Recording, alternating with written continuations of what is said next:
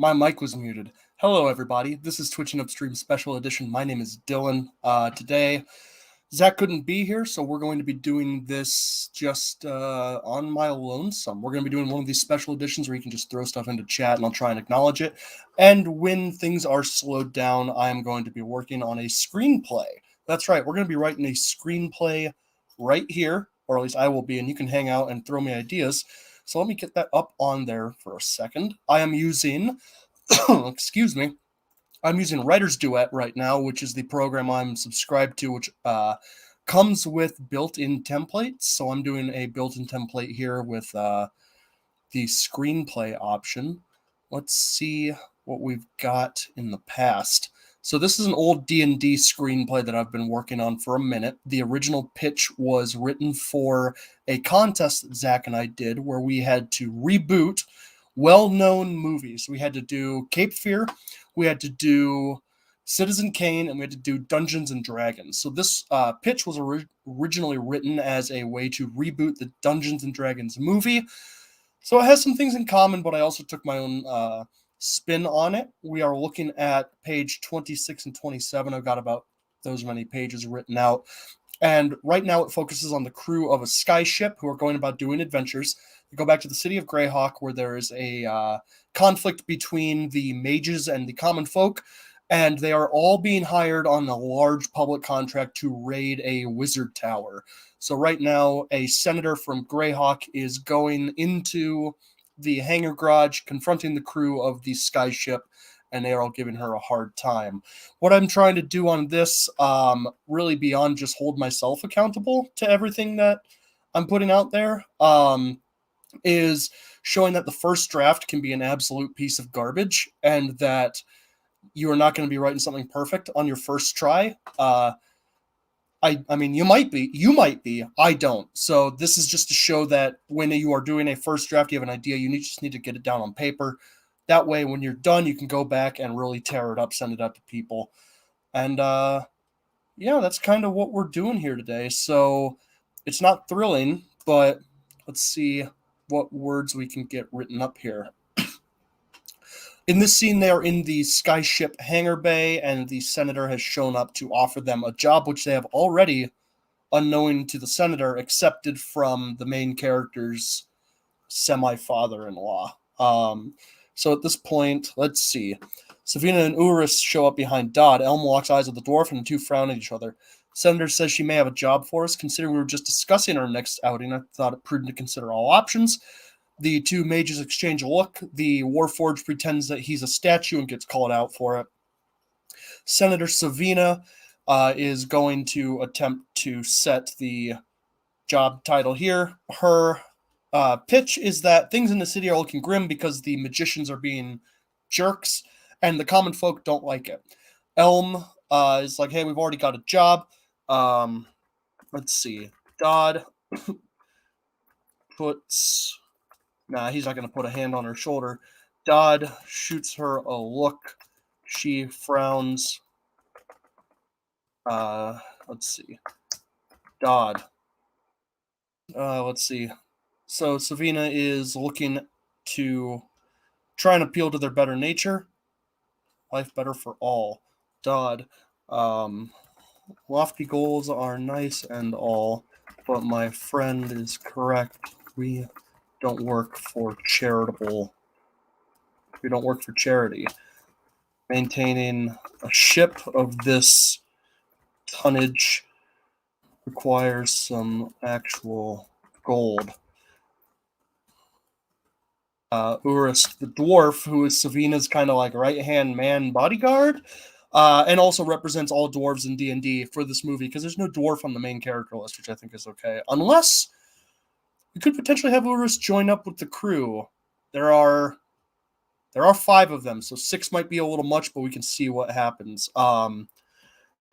If this is what they call maintaining, then perhaps our pay would be wasted on them.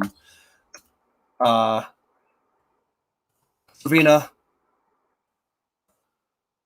tourist, be so what's a way of saying be nice, I suppose. Tourist, it's bad business to speak like that of our contractors. God, not your contractors. Yet you haven't even outlined the job requirements. Savina, of course. Now let's it's been a minute since I worked on this, so let's go back up and see what she's actually said. Let's see. Savina. My name is Savina, last name, because I don't have a last name picked out for her, which is fine. And you already know I'm a member of the Common Senate. Current concordance have been called to disappearance of the Guardian, schism growing. Okay, cool. So what the entire goal is, there are rumors that there is magical artifacts hidden in Mordenkainen's laboratory, which is where they'll be going. Of course, for those of you who know D&D stuff, raiding a wizard tower is going to be interesting. So let's see. Your crew is already... let's see. It would seem your crew has already made up their minds. I suppose I will take the council's offer elsewhere. You can see what we intend when the job goes public tomorrow. Dodd, hold on. Let's not get ahead of ourselves. At least take the opportunity. No, he's going to call her out. There must be a reason you came to my crew first. Sabina, the Wanderlust has a bit of a reputation for getting jobs done. I thought you may be looking to network, whatever the fantasy version of networking is. You may be looking to expand your pool of offerings for future jobs. Of course, this one pays a high rate, and perhaps the danger inherent in the work. And you always see something weird that writers do what is doing, where they kind of break on the text, which isn't a huge deal. But hey, there we go. Perhaps the danger inherent in the work is making your crew skittish. Elm. We're going to do Elm stands up. Dodd waves a hand at her. She doesn't. She stands still, but doesn't sit back down. Tourist. That's... Yeah, these both people here are trying really hard to control their respective employees. Tourist don't. I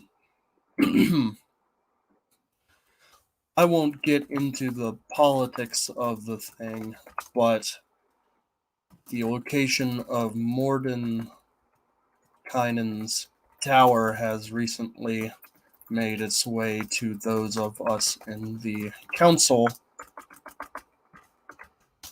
who keep an ear out for that sort of information. And I think she mentioned Mordenkainen before, and Harlock or Marion spit. because we're going to have Mordenkainen in this continuity be something of a controversial figure. Let's see, where is it?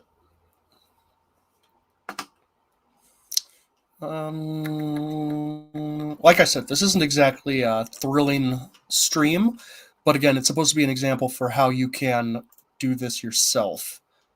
And really, I'm just putting words down. Where was that? At one point, one of them spits on the deck, and the other one like chides them. There it is. Disappearance of Elminster. Okay, so he doesn't like she doesn't like Elminster. Mordenkainen. Harlock and Marion exchange a look. Fist of Bronze crosses his arms. I'm pretty sure I gave Fist of Bronze male pronouns. Fist of Bronze doesn't move. Fist of Bronze. Blah blah blah blah blah. He's a stat. It's a statue, animated statue. So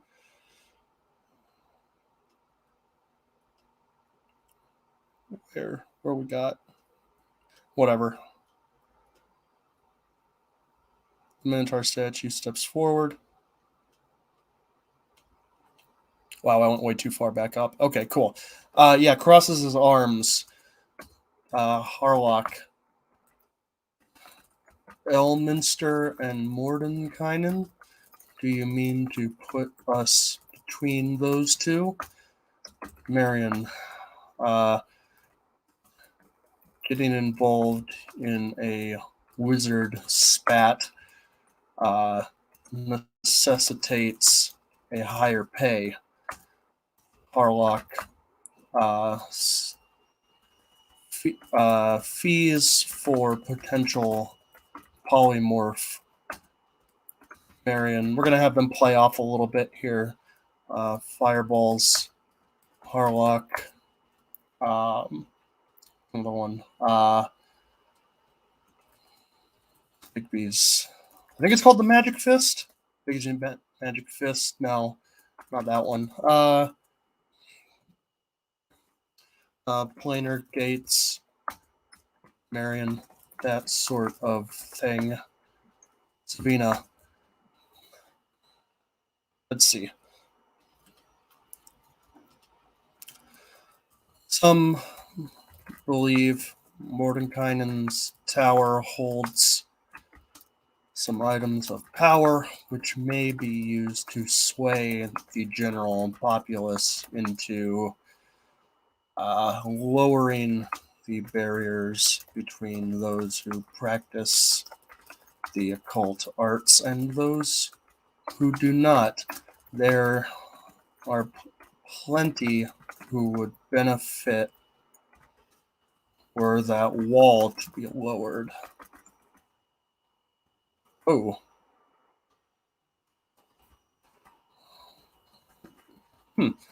Were we to lower? Jeez. All right. Come on, guys. 1, 2, 3, 4. And then were we to lower that wall? God.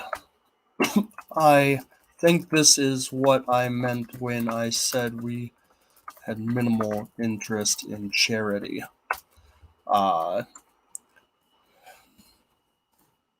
Though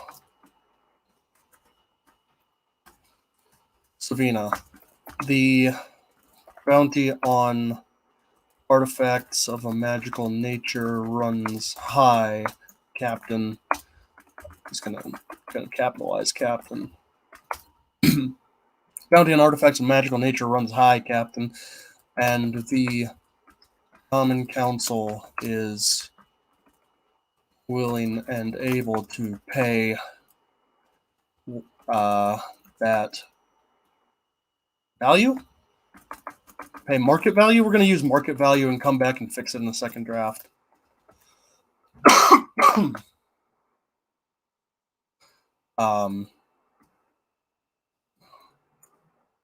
A moment where nobody speaks. I don't know how to write that out in a beat, but there we are. Savina continued, which thanks to Writer Duet is going to put automatically, just like that. And of course, the potential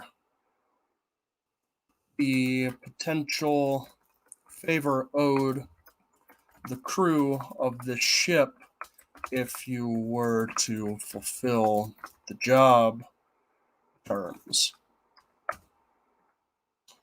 Dodd's eyebrow raises. Fist of bronze shuffles.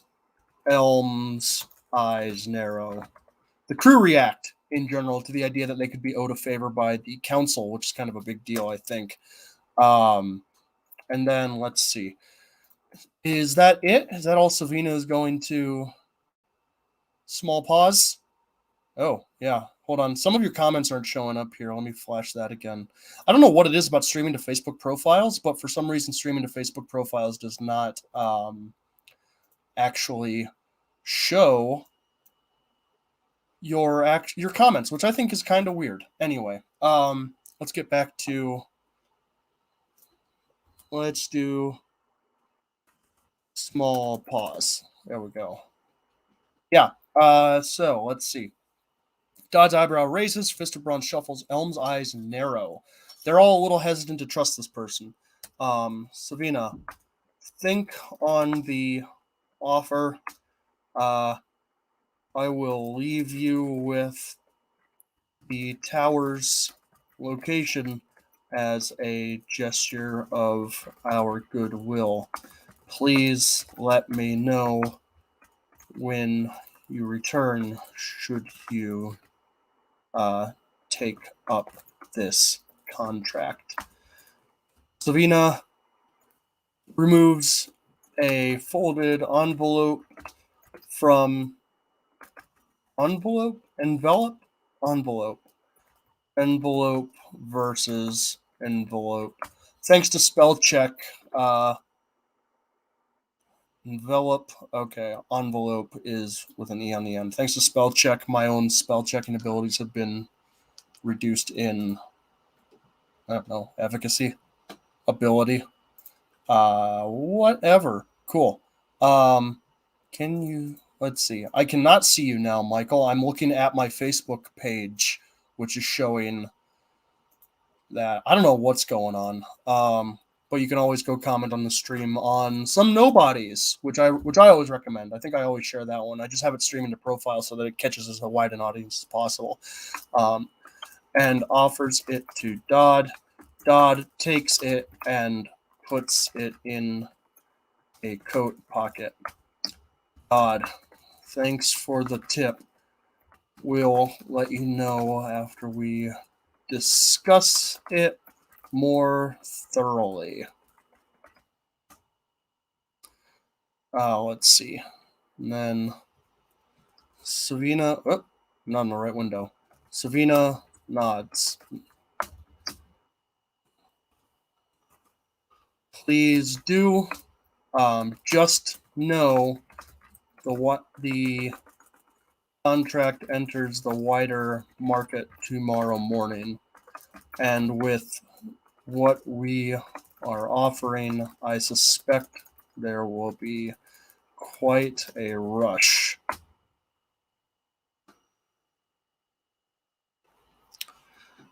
Savina turns to leave down the gang. Savina leaves down the gangplank. Remember, you want your writing to be as kind of like straight to the point as possible for stage directions. That way the director can really kind of take what they want from the work. I write a lot of prose when I'm not doing script stuff, and I've been told on other screenplays that my writing is novelistic, which, not a bad thing, but it is something that you need to pay attention to just in case you're going too fancy. Anyway, so Savina leaves down the gangplank. Urist and Elm exchange mean looks. Again, first draft, fix it later. Before he turns and leaves as well. God. All right. Crew meeting in the galley. Internal. Wanderlust galley. The crew sits or stand. No. God stands at the head of the table. Fist of bronze portions out stew. I like the idea that the Warforged is the one actually doing the cooking. Because why not? You can't taste it, but fishes out stew and hands the last bowl to Harlock. She or they and Marion sit nearby. Elm leans against a wall, her arms crossed. God. Okay. Wait, my caps lock is on. Okay. Offer on the table. What do we think? Elm.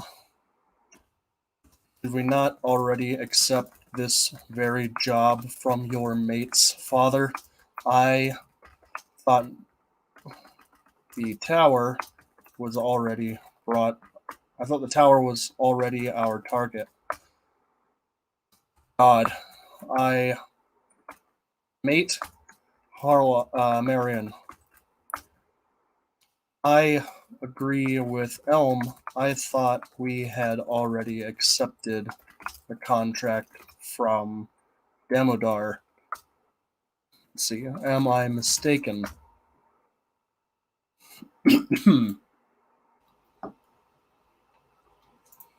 Oh, I'm not streaming for the next 90 minutes. I will be streaming for the next 40 minutes or so. This is just an hour-long session.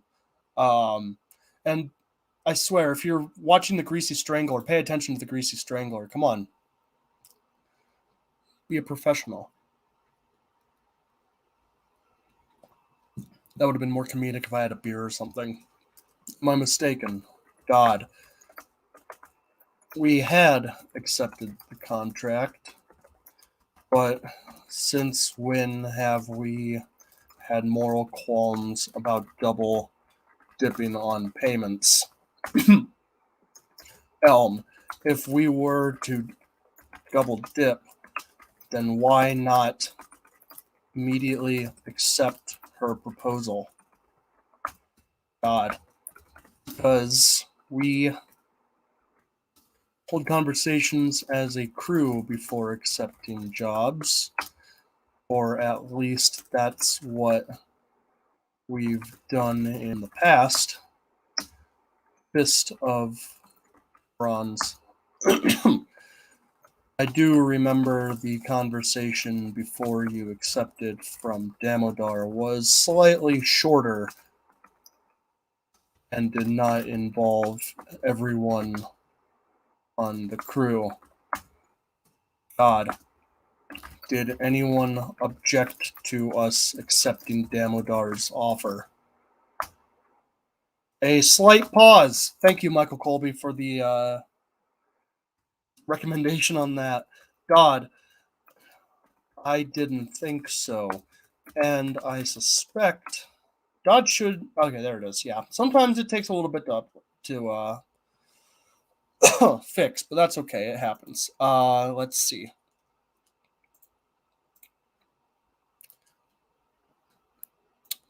I was just doing some minor research. Anyway, back to it.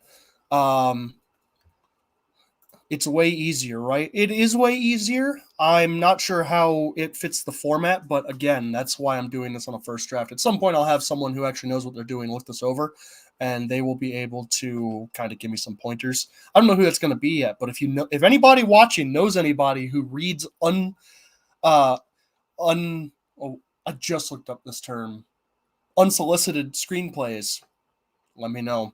I didn't think so. And already this thing is way too long. But 30 pages before you actually set off on your adventure. I don't know. I'm doing this because I'm an amateur. I didn't think so, and I suspect no one has any actual qualms accepting this job as well. Harlock. And when we must deliver the loot to the interested parties, do we attempt a double bluff as we did with the, let's see, what's a D&D term that people would think is fun to throw in as a an Easter egg for a previous job that this crew has proposed, or even not even a D&D Easter egg, a the compassion job. God, I honestly I thought we would burn that bridge when we get to it. However, I do want to point out a favor from the council, or from the Senate, rather, from the Common Council, has its own perks beyond filling our filling our tankards and recharging our beyond filling our tankards and buying new grimoires. There we go. Am I right? Muttered. The crew mutters agreement. God, if we are all good, then I say, Dodd eats a spoonful of stew. Now we're gonna do this different. We're gonna have some minor changes to details to make it seem a little better. Portions out. We're gonna make it curry because that's cooler. It's a spoonful of curry. And I say, Dodd continued, we enjoy the food that Fist was so kind to prepare us, and we ready ourselves to set out off tomorrow. I'll input the tower's coordinates. Always eat curry when possible. Agreed. Curry is my go-to meal prep option for when I have to go to work for a week at a time. I'll just make a few batches of it and be good to go. I'll input the tower's coordinates into the piloting matrix tonight, and so we're ready to hit the air running. Until then, have a good night. I think at that point we're going to fade from that scene. Let's see. Is curry in the D&D universe? Beholder curry would be delicious. It depends on the setting. There are a number of D&D settings, and I suspect some of them are probably more likely to have curry, but for the most part, D&D is based pretty heavily on late, early Renaissance Europe, specifically kind of like Eastern Europe. Not Eastern Europe. I got that backwards. Western Europe.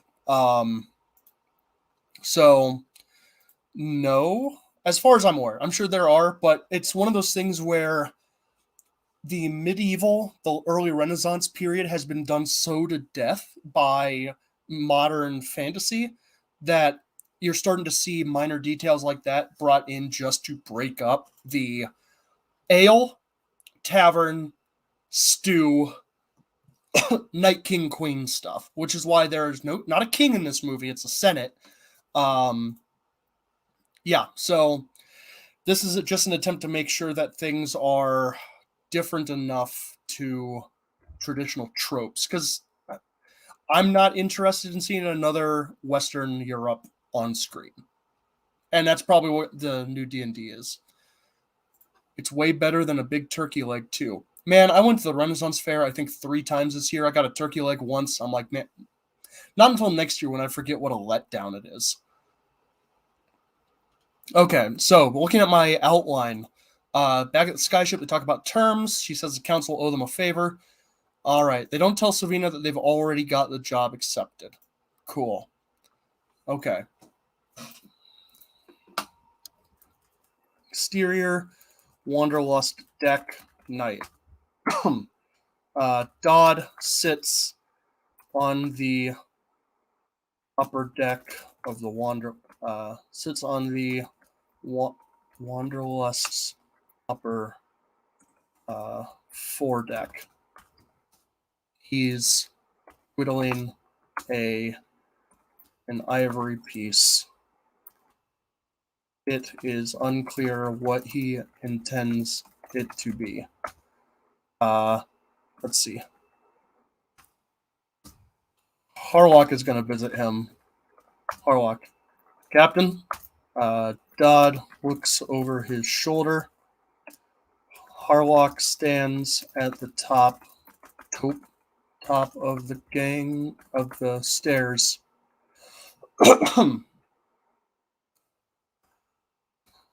God. Grab a seat, Harlock.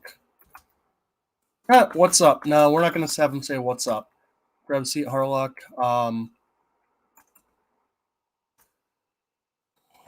Harlock goes to a nearby stool and pulls it over. They inspect Dodd's scrimshaw. Harlock. An elephant? Dodd. Parenthetical. Laughs. Chuckles. Scoffs. Chuckles. It's supposed to be that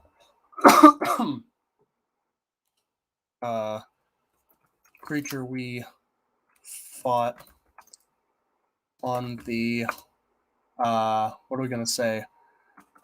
Creature we encountered on the West Marches job. The one with the stinging tail. Harlock. No, Harlock raises an eyebrow. Your anatomical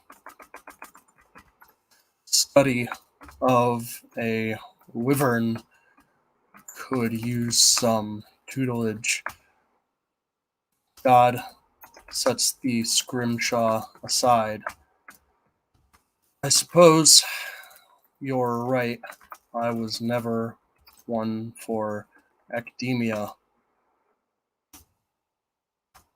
A small pause. In the distance, another skyship's crew loads cargo into its hull. Into its what's term for a ship's cargo bay? Hold. Okay. Crew loads cargo into its loads supplies into its hold. Harlock, do you suspect they also plan to take on the Mordenkainen? Take on the tower job? God, if they aren't, they're going for something.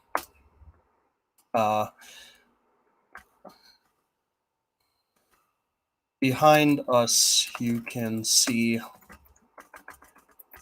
what's a skyship name generator.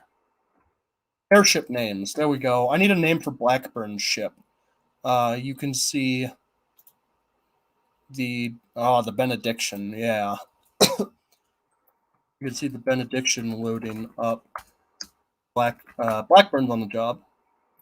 I suppose I would be surprised if Blackburn Sky Captain. Nah.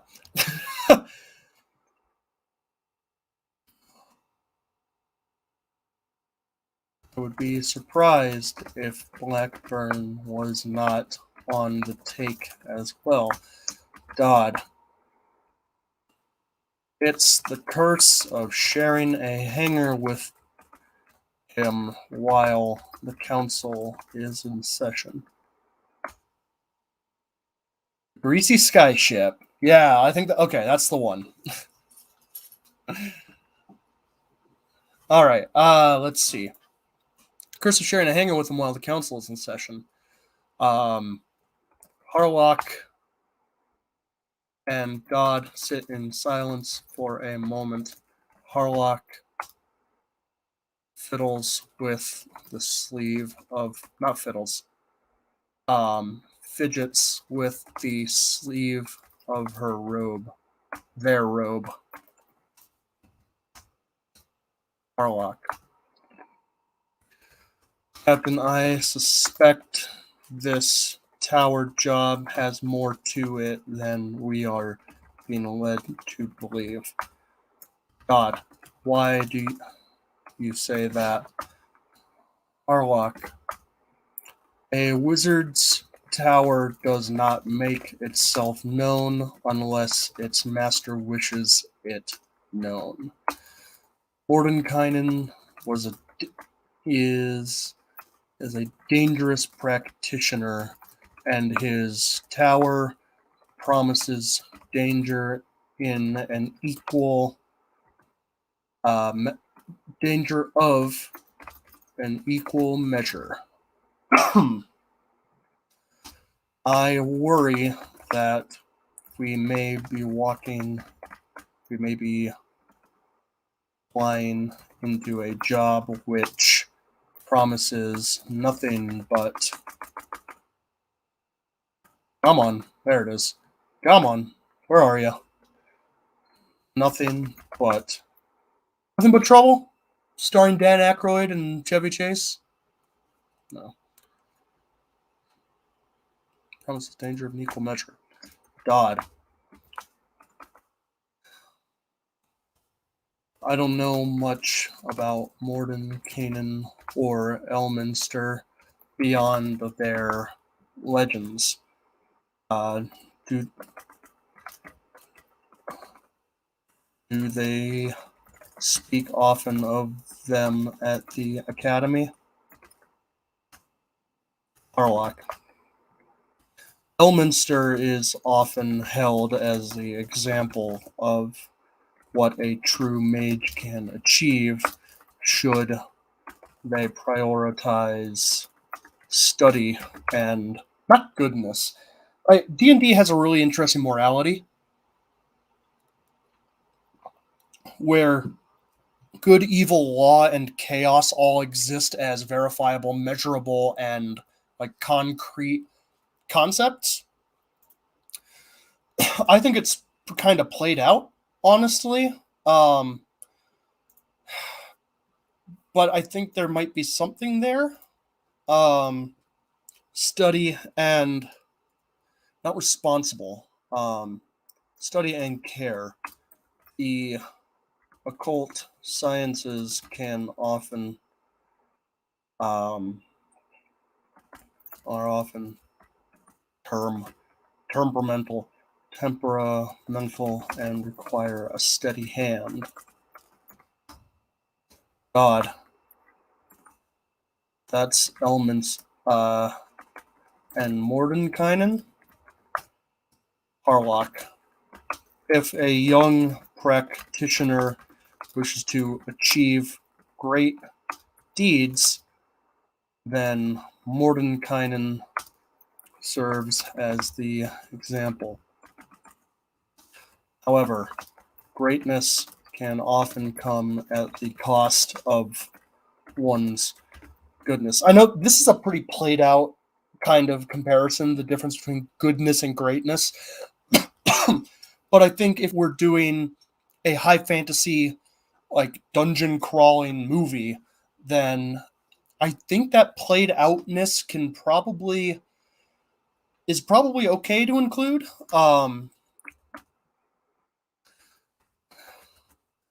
Don't most folks hold them to the same esteem. Harlock,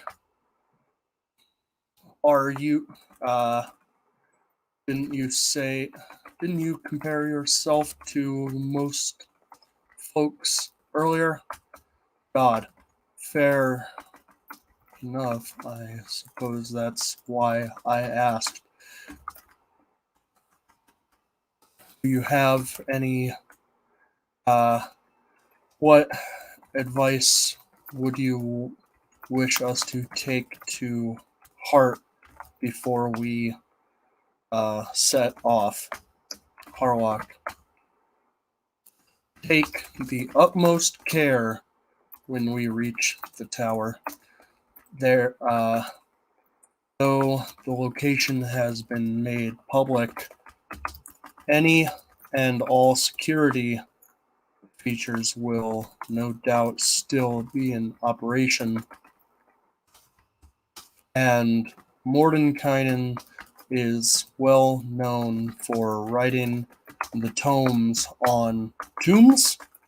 there we go, on our defense measures. Approaching this with the usual kind of wanderlust cavalier attitude could result in one of us getting well and truly hurt. God contemplates the arrival skyship, the distant skyship crew for a moment. God,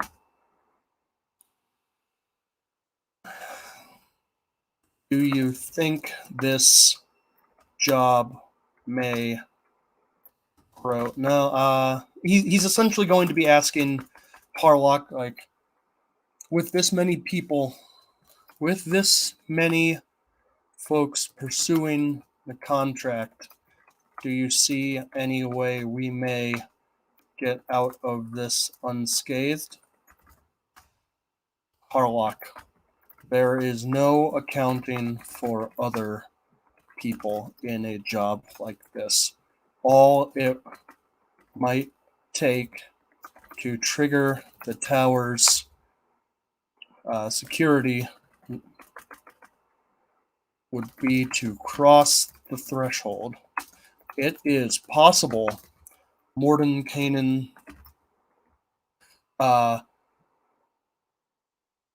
has set the tower, it is possible Mordenkainen's defensive measures are even more far-reaching than expected.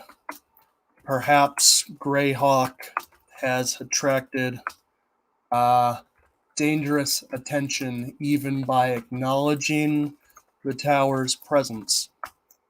God, like what? Harlock,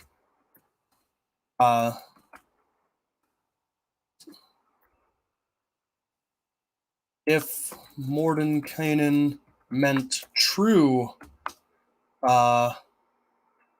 injury to those pursuing his power, he could have enchanted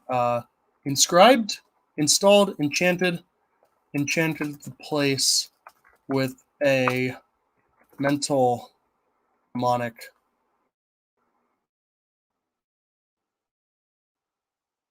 with a power word which activates whenever anyone speaks of the tower's location.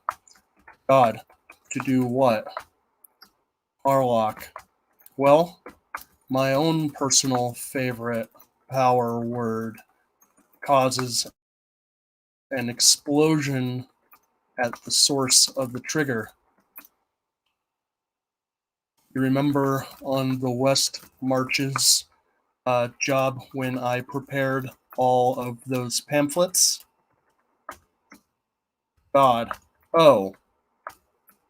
Harlock. I hear some of the fin now. God. And how would you compare your power to Mordenkainen's? It's where they get most of their power. So Harlock is kind of being withholding right now. Harlock picks up the scrimshaw. Compare this work in progress to an actual wyvern. God. God nods and contemplates the scrimshaw. God. I see.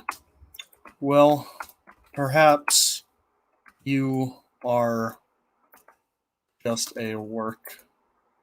No, that's weird. I want God to be encouraging without being outright like, "Hey, you're good too." I see.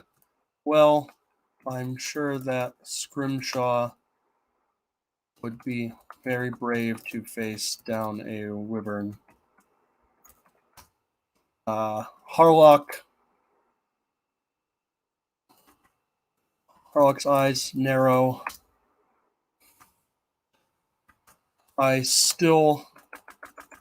have been a part of your crew for some time now, and I still am not sure entirely what you mean. Sometimes. God. I meant it in a friendly way. Harlock. I do not doubt it. Harlock stands. Harlock continued. I must go study, must go prepare my spell book for the days ahead. I suspect we will need, no, I suspect we may need quite an arsenal to overcome the competition. God. And the tower itself. Harlock, they are one and the same. Harlock leaves down the stairs. Cool. So yeah, we got a fair amount done. I think I'm going to call it there. Let's see. Where did we start? We started about 29. No. We started about 27. Yeah, we started at 27. And we got to 35. So about 7 pages, 8 pages. That's not bad. And again, I am just putting words down. This is a first draft to get everything kind of put up. Of course, you can just take way longer than what I did here. I did about 45 minutes worth of writing. No, you still have 40 minutes you need to fill. I mean, come on. You've got plenty of stuff you can do instead. I have stuff I have to do instead. So that's kind of what screenwriting looks like from a super amateur perspective. You can see, I'm just kind of throwing stuff on a page, and we'll see what sticks when and if I get down to revisions. I suspect this is the end of the first act. I think this is probably going to be the end of that scene, and we can get into some fantasy action stuff coming on. The second act is always the one that's the longest, and it's the one that's the biggest, so we'll see how things go. But hey, I appreciate you guys hanging out, whoever hung out. We are, I don't know, we're doing this sometimes. I think I might be doing some sort of regular writing stream starting in November because it's National Novel Writing Month, but I'm still kind of throwing the idea around a bit. Don't take me on that word. You can find me. I'm part of Some Nobodies. My buddy Zach, who would normally be here, we would spin out a different idea. It's also part of Some Nobodies. You couldn't be here this week. You can find us on Mondays and Fridays on The Real Boys, every other Friday, rather, where we talk about movies, top 5 movies on Monday, whatever the Real Wheel gives us on Fridays. On Saturday, Zach and I are on No Time to Binge, where we watch the first episode and last episode of a TV show, come up with all the stuff in the middle, pretend we watched it. It's a good time. Do that most every other Saturday, semi-regular Saturdays. Again, Tuesdays we do this. We have Silicon Angels out on all podcast platforms. We've got CYOP, Create Your Own Podventure, APP.E.al on also most podcast platforms. That's got a branching storyline, so you can go check that out. We're here sometimes. We do miscellaneous stuff. We're on other shows sometimes. The Semi-Regularist. Yeah, that's not a bad name for the show, The Semi-Regularist. Maybe it's for a show where someone shows up randomly on other people's podcasts. I don't know. You can check us out on somenobodies.com/Patreon. Thanks to Scott Curtis, Sarah Tkachik, and Tanya Sheck. And sometimes Listener App. I think Listener App is defunct, but whatever. We'll figure that out at some point. Again, look up Some Nobodies. We're on all platforms. Give us a listen. Help us make stuff so we can sell out, and that way we can sell out and make money making more stuff for you. My name is Dylan. This has been my writing hour, whatever. Twitch and Upstream. Come check us out. We'll see you next time. Bye.